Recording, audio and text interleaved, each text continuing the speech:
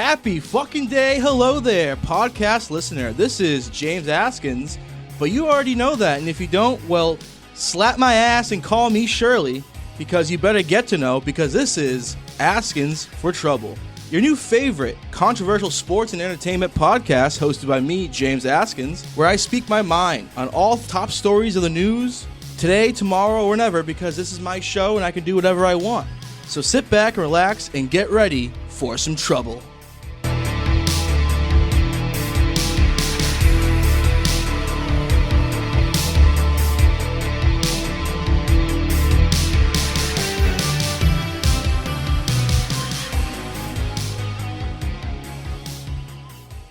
What's in store today, you ask? Well, I'm going to be listing my NFL top 5 teams, reaction to the MLB Wildcard, which it was an absolute doozy, if I must say so myself. And I'll tell you why one day All Elite Wrestling, the new professional wrestling promotion started by Tony Khan, will one day overtake the WWE, World Wrestling Entertainment, that is, as the #1 pro wrestling company in the world. But first, it's the pilot. It's the first ever episode of Askins For Trouble. And this podcast has been kind of been on the back burner for a long time because, well, I've worked at Mass Music Radio for about 3 years now, and it's been a fun journey. I've only been really kind of been doing the podcast part of it for about a year and a half. And let me tell you, man, I'm hooked.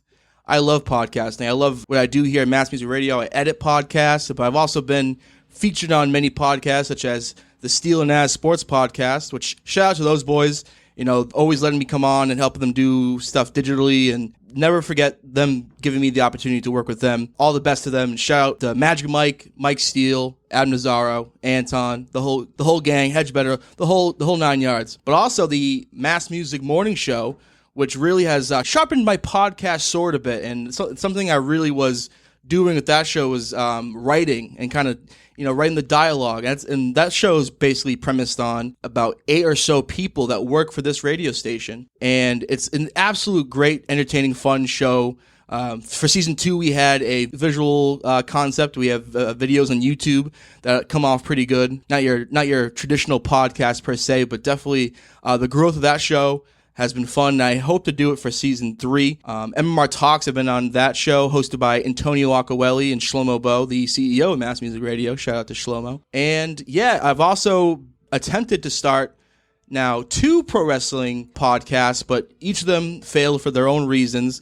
And Smart Mox, I'm leaving the door open on Smart Mox because I put a lot of work into that, and my co-host Jack Quinn, he doesn't want to do the show anymore, which is ironic because when we first did the wrestling podcast, it was I who no longer want to do the wrestling podcast anymore, but things happen for certain reasons, and I hope to maybe one day continue doing that show. And if not, man, JQ, I love you, brother, and I miss you. But yeah, Askins For Trouble. Why am I doing this show? Well, I have a lot of bullshit to say, and if I'm working at a radio station full time, well, I'm gonna be dishing out content, and I like to hear the sound of my own voice, and I hope that I somewhat get a following, and maybe we're going to be doing the show weekly, and I will be doing it by myself. But one thing I will put out there is that I'm willing to have almost anyone that has a mouth and that can talk be on this show and as a guest, and maybe we can do a sit-down interview. It doesn't even have to be about sports. If you have something you want to talk about and you want me to entertain that subject, I am more than willing, and we're going to have some fun. And we'll get you in the Mass Music Radio headquarters, and we'll let it rip, as one Magic Mike, my friend, would say. But yeah, Askins For Trouble. We are here, episode 1. We'll be ranting and raving about sports and entertainment and anything I feel like talking about, because again, this is my show, and I'm James Askins, and I'm Askins For Trouble. My top 5 NFL teams. NFL's back, ladies and gentlemen. It's great because season of oppression on the horizon. But what's so great is that this little thing called NFL football exists, and you can just wash away your sorrows with NFL football every single Sunday. It's such a great time to be alive, and football is the greatest sport ever. Growing up, I played football, and it's my passion. I greatly wish I tried in school and I worked out every day, and I was a professional football player, but it didn't pan out that way. And it's so hard to even have that gift of talent to even make it that far, or even play in college, which I didn't do. But, football is the absolute best. And what I'm saying is, man, it's the best thing to keep you distracted during times of change of the seasons or whatever it's going on. You always have Sunday to look forward to, or Monday and Thursday, because tonight's Thursday night football. But football is the best, and the NFL is the cream of the crop, obviously. And I'm going to be telling you my top 5 teams. So if we're going to start off with number 5, and I'm going to go into kind of a big tangent here with my number 5 team, because if you know me, if you already know Jimmy Askins, you know damn well which team in the NFL is my favorite team. And they caught me by surprise this year because they're 3-1. They're my number 5 team in the NFL currently. It's those Dallas Cowboys. And the only thing else I got to say is, how about them Cowboys? Yeah! That's right, ladies and gentlemen. The Dallas Cowboys, in my opinion, the 5th best team in the NFL right now. Some big wins for the Chargers. Also, beat the bag out of the Eagles. Joe Sis, I hope you listen to this. And you know that the Eagles aren't going nowhere this year. Also, Quinn, if you're listening to this, we had a bet which record would be better between the Cowboys and Eagles. I think that's already settled. The Cowboys have the NFC East in the bag unless maybe the football team starts to get hot. Because even though their defense has been struggling to start the year, I believe that the football team is pretty decent. But number 5, the Dallas Cowboys, and of course, I alluded to it. My fandom could be the reason why they're number 5, but my fandom, it's my Achilles heel, really. It's the bane of my existence, really, the Cowboys, and it's ironically because of the New England Patriots. I grew up in Springfield, Massachusetts, but I was raised in Quincy, Massachusetts, which is right outside of the great city of Boston, which is the heart of New England. So 1996, I arise like a phoenix in the ashes in a hospital, hot summer day, Springfield, Massachusetts, and I somehow become a Dallas Cowboys fan.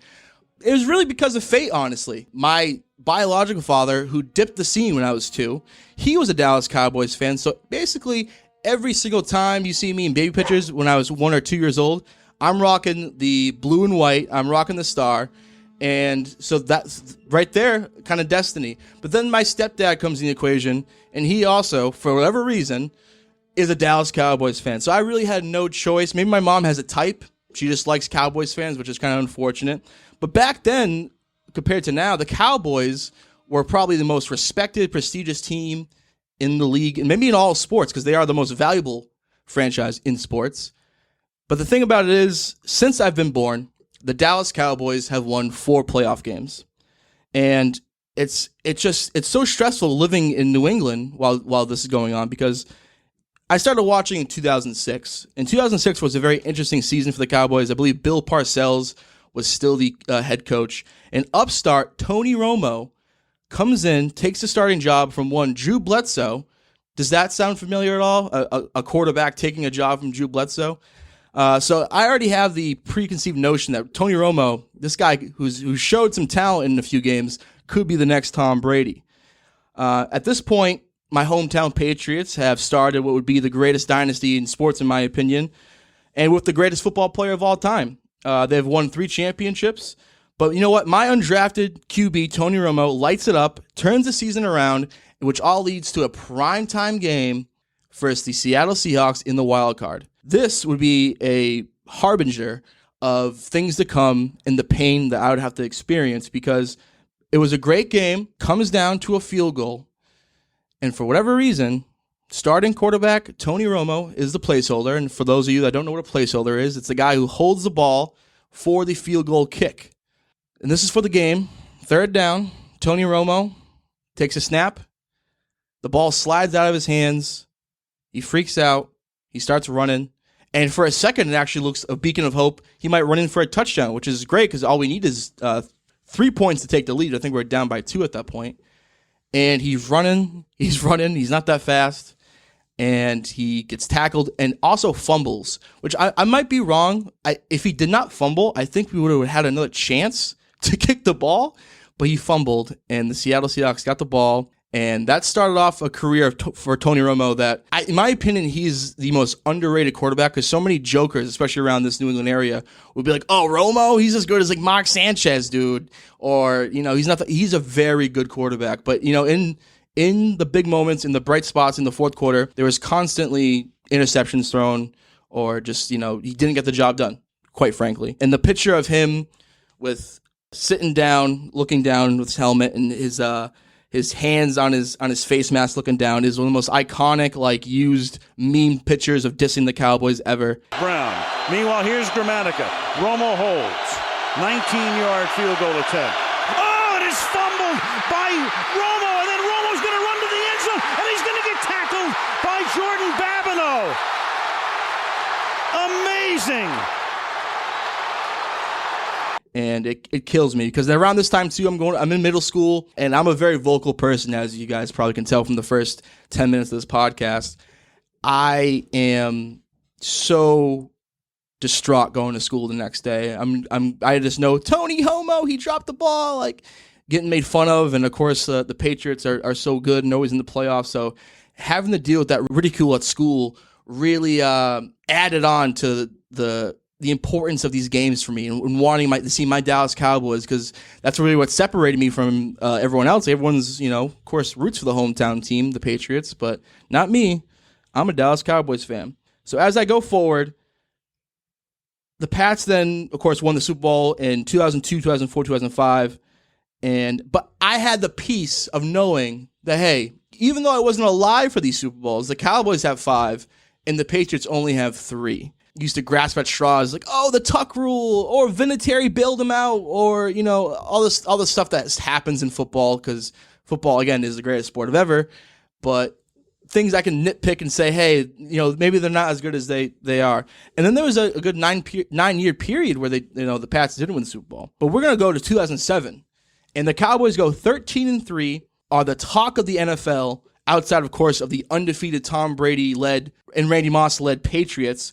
But they're the talk of the NFL because, again, America's team, new, young, handsome Mexican quarterback, Tony Romo, taking the league by storm. You got Terrell Owens. You got Jason Witten. I remember the cover of ESPN magazine, which I'm like, this is it, man. I'm finally going to get a Super Bowl and be happy. They have a bye week because of their record in the playoffs. So they're going to be hosting a playoff game in the divisional round.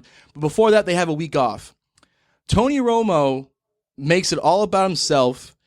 He is seen on vacation in Mexico with his then girlfriend, Jessica Simpson, and basically it dominates the entire week leading up to this game against the New York Football Giants, who are red hot, mind you. And it's crazy because I remember this game, watching it at my friend's house, and the distraction really was unfair. It was the talk of the game, but the game was very good, and the Cowboys were very good, and they had it. They had it. But in the fourth quarter, a feeling that became way too similar for Cowboys fans like me, Romo threw an interception in the end zone to lose the game. And it was the first time in my life that I cried because of sports. I ran into the other room, hearing the laughter of my friend's dad, and it said, nah, man, because all the thoughts run through my head, right? I mean, it's my team. It's my quarterback. And if you guys do that, man, it's unfair. We lost as a team. Oh my God, I gotta go to school tomorrow and hear all this stuff and kind of eat my words because I'm at the lunch table. I'm telling Cowboys going to the Super Bowl, this and that, and it's funny thinking back when I first became a fan. I was kind of the typical Cowboys fan, like, oh, we're going to the Super Bowl, we're gonna win. But now it's like I have so much doubt. And I've been hurt and stabbed in the heart so many times where I just don't even believe it. I just don't even believe it at this point. But yes, so the Cowboys lose that game, unfortunate as so. And what made the game about 69 times worse was the constant panning of Jessica Simpson in the box. She's wearing the Tony Romo jersey, number 9, pink, and it just absolutely made things 20 times worse to see her celebrating in the highlight videos after the game happened on SportsCenter. But, what would lead to that season was the Giants actually the team that beat the Cowboys, then beats the Super Bowl favorite undefeated Patriots. So then that happened, and it's kind of ironic because I'm probably one of the few Cowboys fans in the world at that point that would probably be rooting for our rival Giants, the team that just beat us in the playoffs, to beat the Patriots in that scenario. But I didn't want to see them go undefeated, and I didn't want to see all my friends gloat in front of my face. And, of course, I was thinking about the ring count, too, because that would have been the Patriots' 4th Super Bowl, Cowboys have 5. So I didn't want to see that happen. But then that's when 2014 rolls around. And at this point, the Cowboys, after years and years of forcibly getting my hopes up to only have me be massively let down, they finally had produced a team that went 12-4. And really, the comparisons to the Cowboy dynasty of the 90s with the triplets of Michael Irvin, Emmitt Smith, Troy Aikman, the comparison was there for Tony Romo, Des Bryant, and at the time, DeMarco Murray. And both had the similarities of a giant, fantastic, talented offensive line, which you need in football to be a damn good team. Both the Pats and the Boys had secured a bye in the playoffs for their performance in the regular season. And they would host games at home in the divisional round. Coming to play the Dallas Cowboys, Aaron Rodgers and the Green Bay Packers. Going to Foxborough and facing the Patriots, Brock Osweiler and the Houston Texans, which only really leading up to that game fired my hatred for the little fact. Maybe there's a little bit of truth, maybe there's not, that the AFC is inferior than the NFC. And my thing was, if Brady was in the NFC, he wouldn't have done anything. Of course, 7 years later, definitely absolutely proved me wrong. But times have changed, whatever. But looking past that, it was a great game in Dallas, Packers, Cowboys. But then one of the most famous football plays of all time happens. Did Dez catch it? And Dez Bryant, on a crucial fourth quarter drive on a 4th down, catches about a 30-yard pass from Tony Romo to set up 1st and goal and presumably a Dallas Cowboy victory in the playoffs, which would have led to a game at Seattle, which, back then sounds very scary. But in that season, the Cowboys beat Seattle in Seattle. So I really thought that, hey, now we're about to beat Green Bay. We're going to face Seattle next. I'm not scared of Seattle, which would have set up a Cowboys-Patriots Super Bowl, which probably would have, depending on the result, been my ultimate demise or my ultimate achievement in life. But, of course, that didn't happen because then the play is reviewed. And it's reviewed for a long time. And I just remember sitting at my friend's couch thinking, this is it.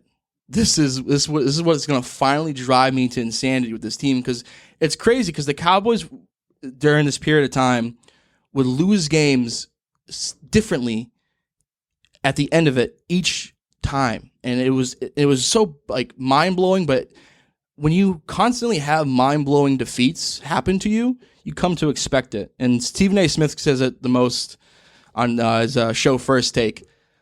The Cowboys are a disaster waiting to happen. And for some reason, the disaster was this freaking catch that wasn't a catch. And then, of course, 3 years later, the NFL reviewed it and made it the Des Bryant rule. And they say, hey, actually going back now, that was in fact a catch.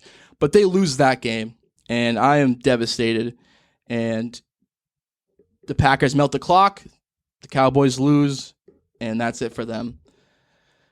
Of course, that year, the Pats make it to the Super Bowl again against a very damn good Seattle Seahawks team. And this is around the time that I am a working man, and I've decided to place a wager on the Seahawks, $100 on the Seahawks to win. And I also, during that week, bought a $30 hat to wear during work. So that was a very fun week, talking shit to a bunch of Patriots fans and getting them riled up. And people at my job forever after that game, aren't you a Seattle fan? No, I just really wanted to piss off Patriot fans and have buy a hat to show my support. But that hat would come back to haunt me. But the thing about that game was, after working that Sunday, I'll never forget, I was watching the Super Bowl at a Super Bowl party, and it's a very fun party. I remember I went to a friend's house who I wasn't too familiar with, so I'm meeting all these people, and there's a lot of people there, and we're drinking, we're having a good time, and I remember just the sadness, because it was really looking like the Seattle Seahawks were about to win that game convincingly, And I remember kind of feeling in the pit of my stomach a little bit of sympathy for the Patriots who hadn't won a Super Bowl in 9 years.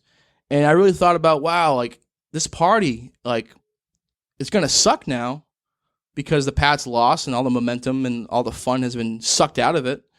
And then I really thought about my best friends and like them watching this game and also like feeling very sad that their favorite team is going to lose. Because trust me, I know the fucking feeling.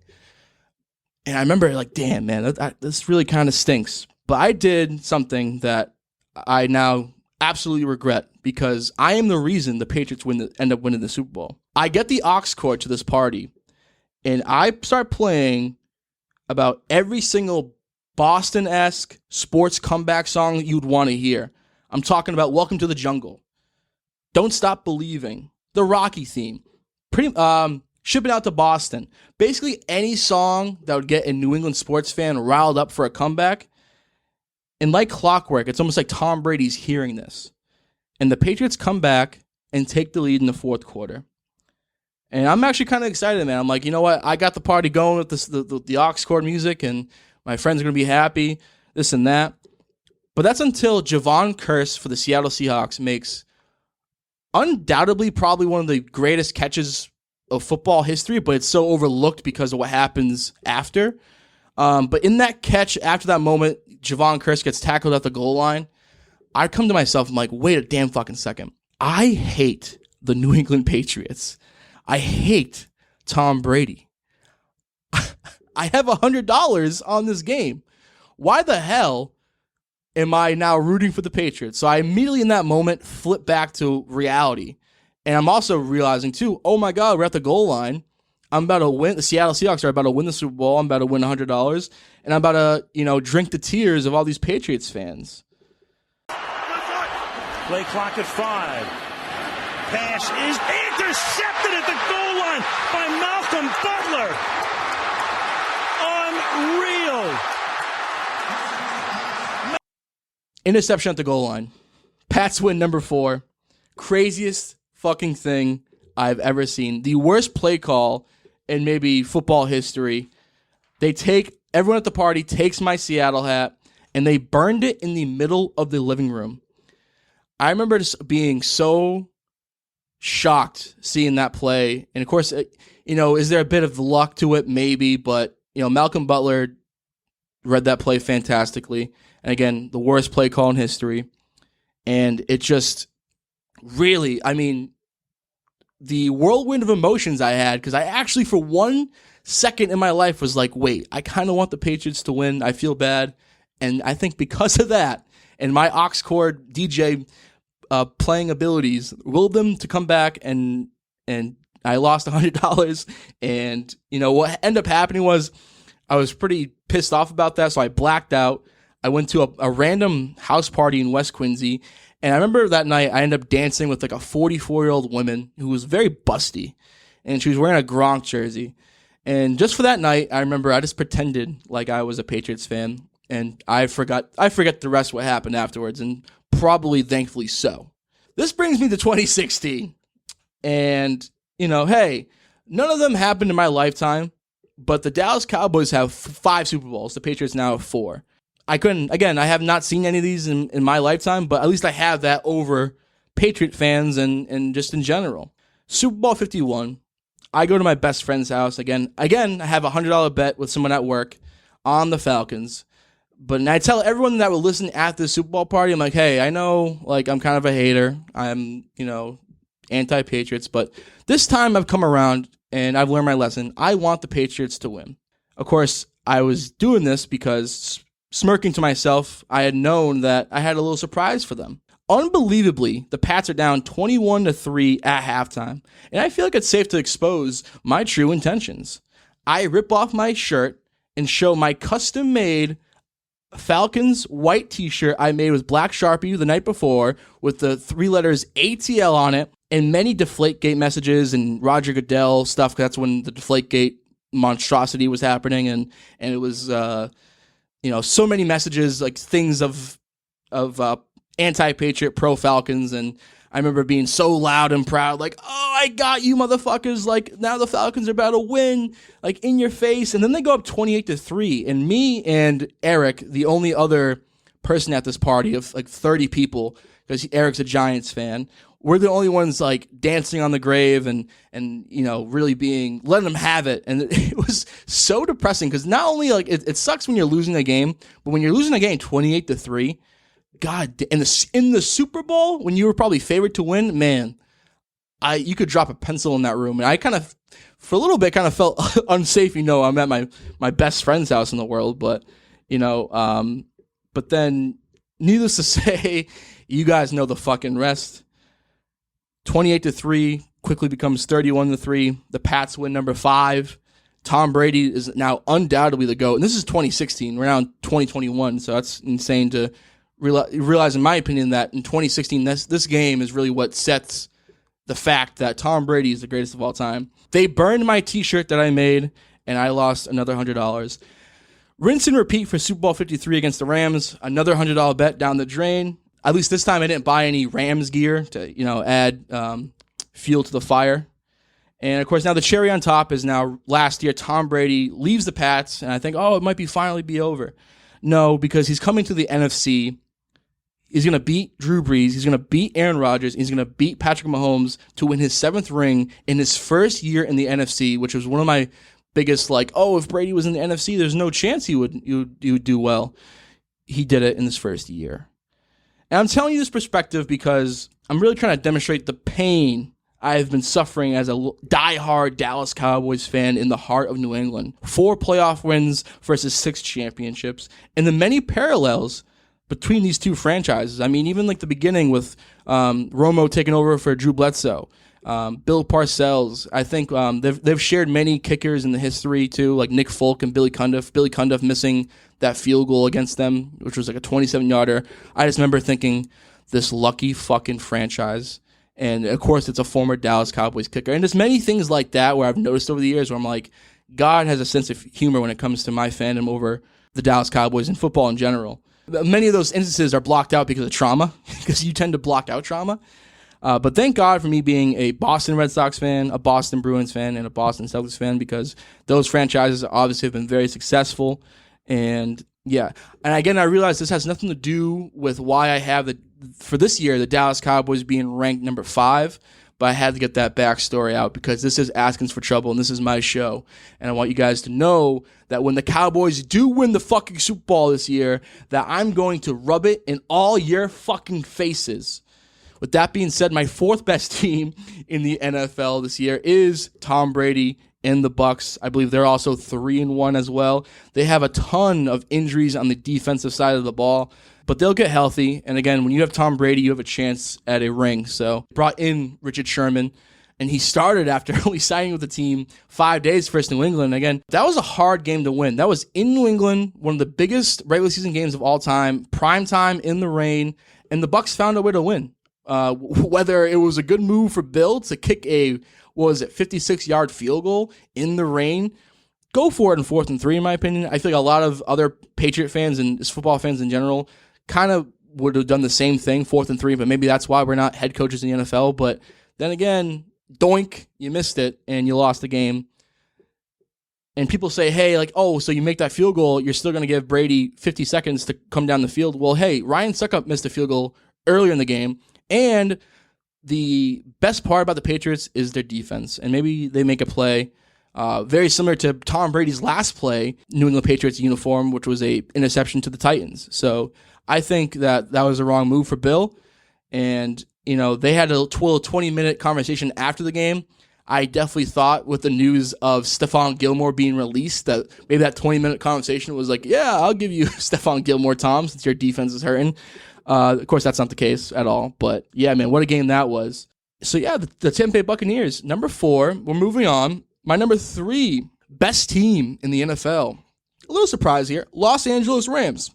Their offense is tremendous. Cooper Kupp is the best receiver in the NFL currently, surprisingly. I am a Matthew Stafford. I kind of feel like I believe in him a bit. And the reason why he hasn't shown his full potential, maybe because he's been on the worst professional sports team in the world, the Detroit Lions, who's wasted now Barry Sanders and Calvin Johnson's career. They both retired early because they couldn't bear the stink of the Detroit Lions, and maybe that's why Matthew Stafford hasn't reached the heights of Aaron Rodgers in this league. But this is now his moment. This is now his chance. He has a legitimately great team behind him. Cooper Kupp, Robert Woods, Sean McVay. His thing is offense. So we're gonna see how long that lasts. And I think they're a pretty darn good team. Number 2, the Arizona Cardinals, and now they are the only 4-0 team in the league, the only undefeated team left. And it's definitely not going to stay that way. I understand Kyler Murray is a very good quarterback, and he's like a video game. You know, he has that kind of juice like Mike Vick had in 04 almost. But I'm kind of a heightist, I guess, when it comes to the quarterback position. The man is very short, and I feel like he has to run around a lot because, man, your offensive linemen are 6'7", 6'6", 6'8", and you can't see over them.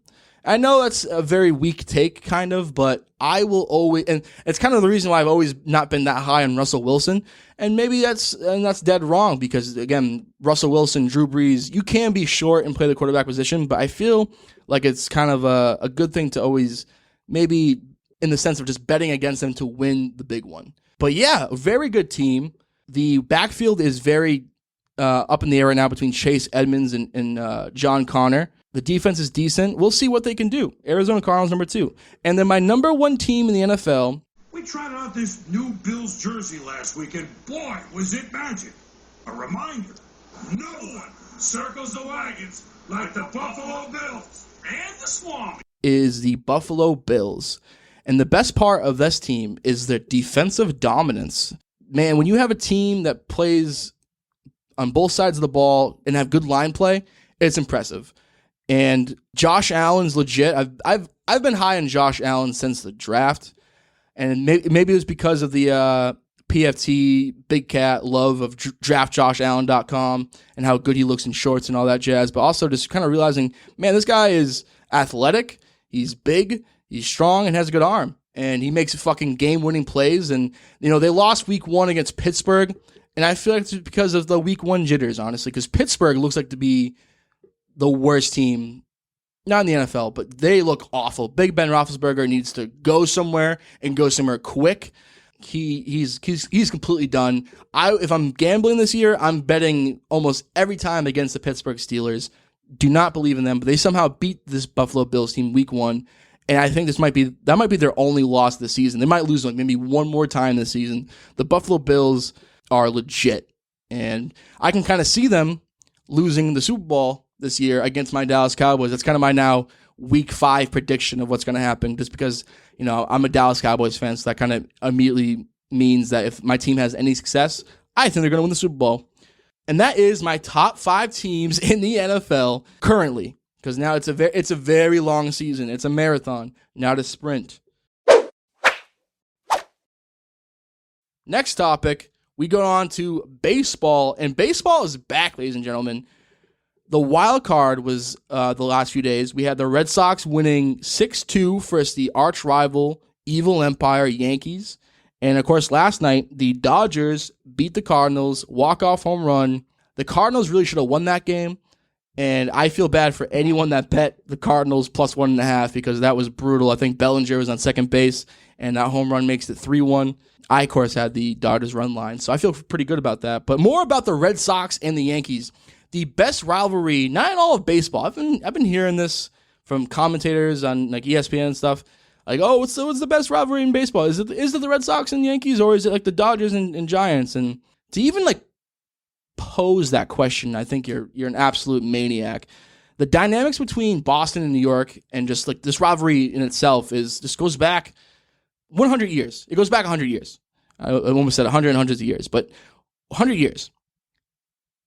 And the vibe, I was so jealous of everyone in Fenway Park for this game because you just don't create that type of magic. And I say baseball is back because that game on ESPN did the most views of any baseball game since 1998.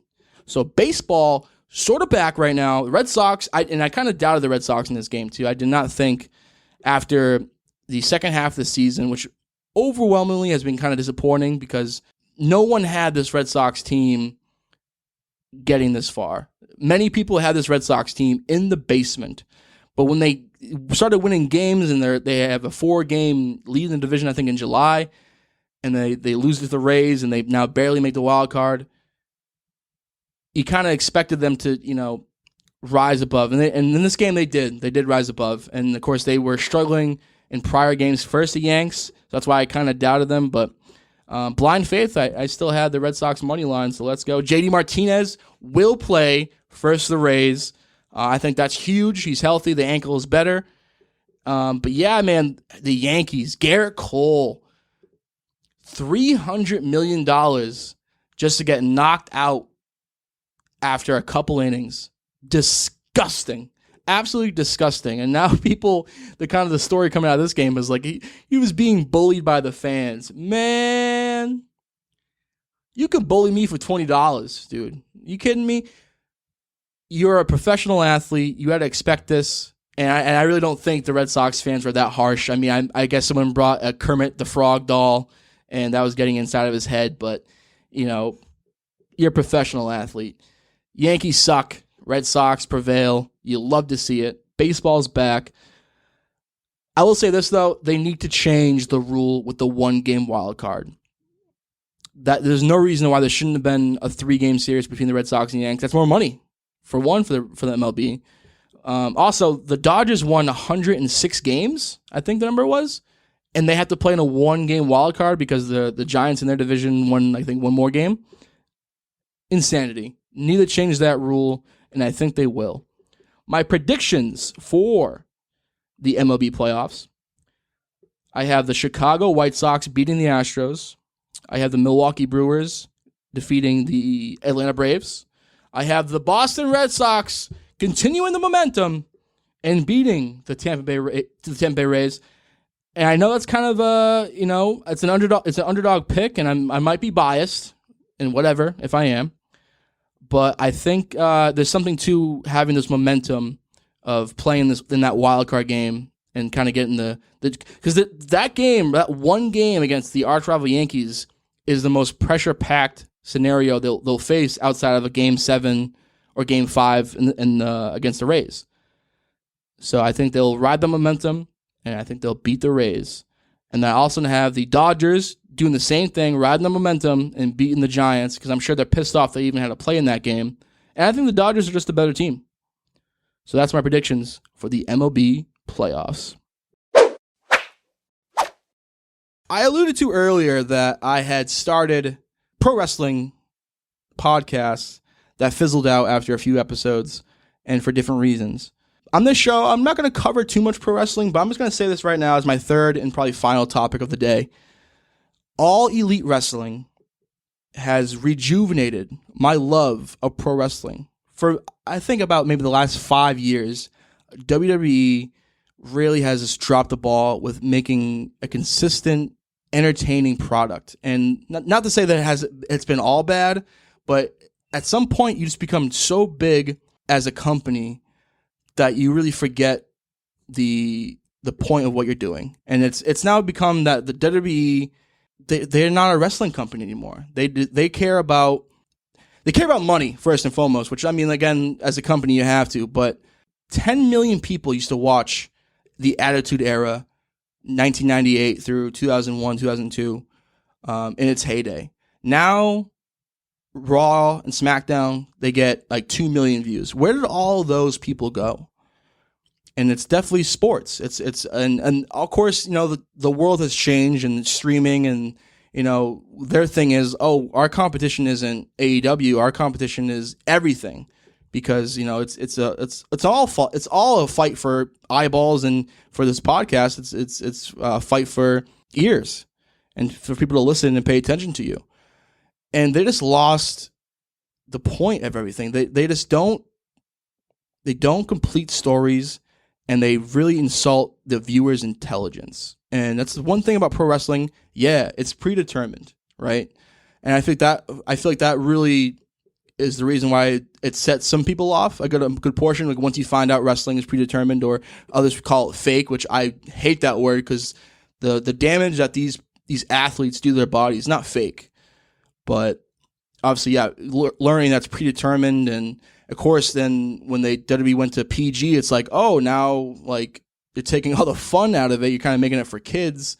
I'm now an adult. I'm not gonna watch this. I mean, I myself even had that struggle between like 2009, 2011. But then, of course, like CM Punk came, and his promo got me rejuvenated. And as fans, we kind of go on and off with our sense of interest in the product. But then I'm saying the last 5 years, man, like the WWE has almost completely lost me. Whereas AEW, and they started in 2019, it's an upstart promotion led by Jaguars co-owner Tony Khan, and Tony Khan, of course, multi-millionaire, maybe a billionaire. He started this company with a couple of the indie stars of the Young Bucks, Kenny Omega, Chris Jericho. Some guys some guys you may not know, but all in all, what I'm trying to say here is the television that AEW produces, Dynamite on Wednesdays, and they have a new show called Rampage, which has been fantastic. If you are or ever were a pro wrestling fan, I highly, highly suggest you give AEW Dynamite a chance because, it's action-packed. They tell stories. They don't insult completely your intelligence when you're watching it. It's good action, and it gives me the feel of what pro wrestling was. And why I'm saying this now too, because they have so much momentum right now. I truly think with the signings of CM Punk, Bryan Danielson, formerly Daniel Bryan in WWE, these guys are former WWE champions and top guys of the industry coming there. They have Chris Jericho, they have Kenny Omega, which he's been their big world champion for a while. Some people don't know him, some people do. The style of wrestling is for some, but that's the thing about AEW, which I like, is they have so many different flavors, and I think they're starting to realize what's working, what's not working, and I think if they just really kind of drive home legit pro wrestling action instead of some of the things they've done, because I've been on my former pro wrestling podcast, I've been critical of some of the things they've done. I'm not the biggest Omega Young Bucks supporter for their style of matches, but man, if I'm not entertained, and it's rare for me as a wrestling fan to actually watch a show live. I'm a big DVR guy and fast forward through stuff I don't like, and of course commercials. But last night I found myself, man, I want to watch AEW Dynamite, and I want to be surprised when I watch it, because of social media that ruins everything. So sometimes I'll watch a show, but then be spoiled about what happens on social media. I'm like, I don't want to watch this. I watched it live last night, and I definitely did not regret my time. AEW Dynamite, they're inclusive. It's the same feel of the Attitude Era, with the crowd being so pumped up, and the viewership is doing pretty good. They're getting 1 million per week. They're rising up, and I think the WWE right now, a lot of people don't know, maybe you do. They have been very not so friendly to their own talent. And I feel like if I'm a WWE superstar, I want to leave there as soon as possible. They don't allow you to really go about your own. They say that you're an independent contractor, but you're not allowed to do so many things that an independent contractor would be allowed to do. And just the moral and the vibe over there, and just the constant terrible decision making they make. All Elite Wrestling has their faults, but I'm telling you, I say within the next 5 years, they will be number one. And I also think that WWE will sell to Disney at some point, which who knows what really that means in terms of going forward for live shows and whatever. Like Vince McMahon is very old now. We'll see what happens to World Wrestling Entertainment. I'm still paying attention to them, but at the same time, it's getting hard. AEW, I enjoy it very much, and I suggest any person that let go of pro wrestling a while ago, give it a shot. Give AEW a shot. That's my 2 cents on that. We'll be back next week for a little more Askins For Trouble episode 2. Again, I will say, open invitation to anyone that listens to this podcast that enjoys, sports, or if you have something you want to talk about or be interviewed by me, come on the show. Also, a podcast that has come back in the circles of mass music radio is MMR Talks, hosted by Antonio Acawelli. Episode 1 was released the other day, and it was fantastic. Go check that out after this podcast. Follow me on social media, please. Jimmy from the Q. Twitter and Instagram. I'd be dropping memes. I'd be dropping hilarious tweets and jokes and whatnot. Also, give me some feedback about episode 1. This is my first time doing a solo podcast. I think I'm doing a good job. I want to keep doing this as my job is to do podcasting, and it's my passion. So give me feedback, and also any questions you want me to answer on the show, I'll be grateful to answer those. For my gambling hombres out there, of course, my AFT, Askins For Trouble, lock of the week, Dallas Cowboys, -7. I don't have my wallet. I was going to do a thing where I get my wallet out and I throw all my money and say, put that in the Cowboys. I forgot my wallet. But anyway, Cowboys -7. Book it, do it, get it. Okay, until next week, I'm James Askins here at Mass Music Headquarters. We'll see you next week. And whatever it is you do, give 100%. Thank you, and good night.